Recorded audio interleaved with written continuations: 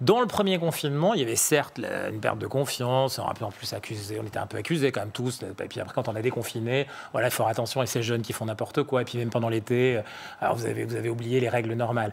Mais avec ce qui se passe en ce moment, on a ce sentiment, encore une fois, la case psychologique est importante. On a dit sanitaire, économique, social, psychologique, ça commence à devenir une crise psychologique. On voit bien que c'est plus une perte de confiance dans le gouvernement, c'est une perte de confiance dans l'ensemble. Vous voyez ce que je veux dire ? Oui. C'est-à-dire qu'aujourd'hui, on a un sentiment qui est celui qui fait que les décisions d'ailleurs qu'on sent venir, Salomon nous annonce alors, il dit qu'il arrive, c'est la catastrophe, mais on va avoir Jean Castex certainement qui va venir nous mettre. Alors, Monsieur Véran ce soir chez vous, qui va peut-être nous dire, là, au contraire, va faire peut-être un côté good cop après le mauvais policier tout à l'heure. Mais là, en l'occurrence, on sent qu'il y a une difficulté de confiance globale. C'est-à-dire que si vous allez vers une contrainte supplémentaire, par exemple en fin d'année, ce qui pose un problème politique important, logiquement, quand on voit ce qui se passe en Europe autour de nous, on devrait avoir quelque chose qui, au contraire, se resserre. C'est-à-dire qu'on ne va pas avoir une libération. Parce qu'ailleurs, autour de nous, ça a plutôt tendance à se refermer en capacité de déplacement, se refermer en termes d'horaire, en termes d'activité. Donc les flux sont petit à petit coupés les uns après les autres.